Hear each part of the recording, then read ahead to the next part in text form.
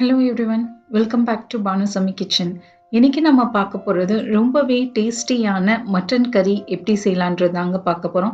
இந்த குழம்பு ரொம்ப ஈஸியா செஞ்சிடலாம். வாங்க இதை எப்படி செய்யலான்றதை பார்க்கலாம். வீடியோக்குள்ள போறதுக்கு முன்னாடி மறக்காம சப்ஸ்கிரைப் பண்ணுங்க அண்ட் பெல் ஐகானை கிளிக் பண்ணுங்க.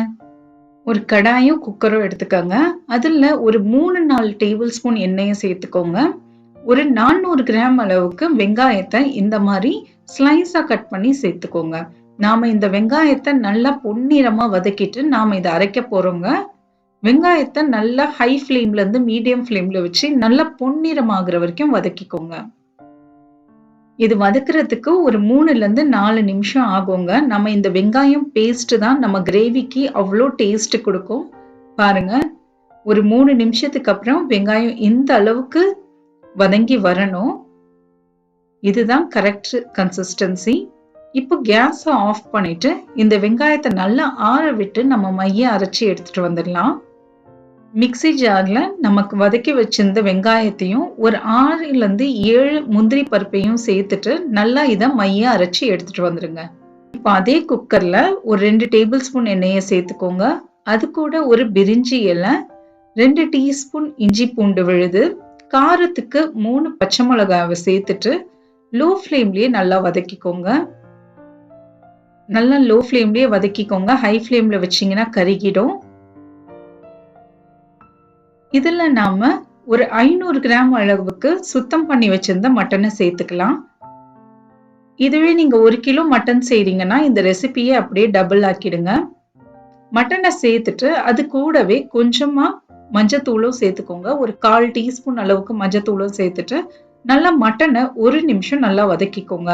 அந்த இஞ்சி பூண்டு வாசனை எல்லாம் அந்த மட்டனோட சேர்ந்து நல்ல ஃப்ளேவர் வரும். இது கூடவே கொஞ்சமா உப்பு.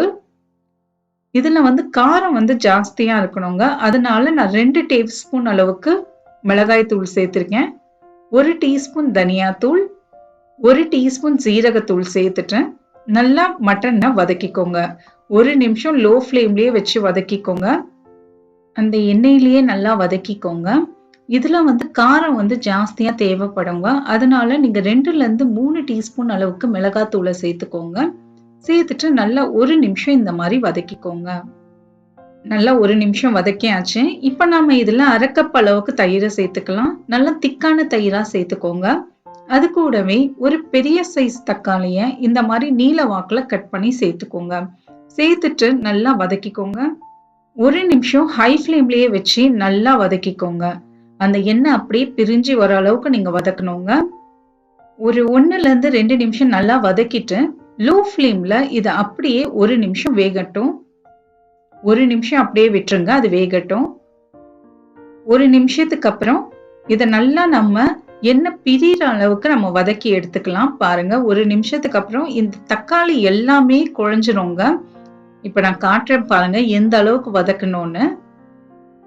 பாருங்க எப்படி தக்காளி எல்லாம் வெந்து போய் அந்த மசாலா எல்லாம் பிறண்டு வந்துடுச்சு. இதுதான் கரெக்ட் கன்சிஸ்டன்சி. இப்போ நாம இதுல அரைச்சு வச்ச மசாலாவை சேர்த்துக்கலாம். நம்ம அரைச்சு வச்ச வெங்காயத்தையும் அந்த முந்திரி பேஸ்டையும் இதுல சேர்த்துட்டு நல்லா 1 நிமிஷம் ஹை ஃப்ளேம்லயே நல்லா வதக்கிக்கோங்க. பாருங்க, நல்லா 1 நிமிஷம் இந்த மாதிரி வதக்கிக்கோங்க. வதக்கிட்டு இப்ப நம்ம அந்த மிக்ஸியை கழுவிட்டு அந்த தண்ணியை இதுல சேர்த்துக்கோங்க. இது கூடவே 1-2 கப் அளவுக்கு தண்ணியும் சேர்த்துக்கோங்க.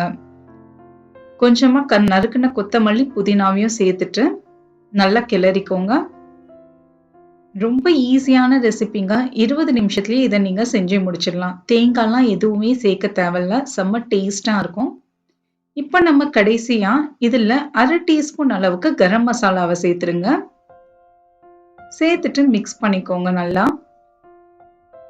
நல்லா மிக்ஸ் பண்ணிக்கோங்க.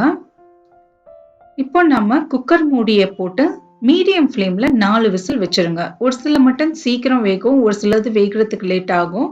ஒரு 3-4 விசில் மீடியம் ஃப்ளேம்ல அப்படியே வச்சிடலாம். 4 விசிலுக்கு அப்புறம் ஓபன் பண்ணி பாருங்க. ப்ரெஷர் எல்லாம் அடங்கின பிறகு ஓபன் பண்ணுங்க. பாருங்க, சூப்பரான மட்டன் கறி ரெடி ஆயாச்சு. இதுல நீங்க தேங்காய் சேர்க்க தேவையில்லை, எந்த மசாலா பொருட்களும் சேர்க்க தேவையில்லை. ஒரு 20 நிமிஷத்துலயே இதை நீங்க ஈஸியா செஞ்சு முடிச்சிடலாம்.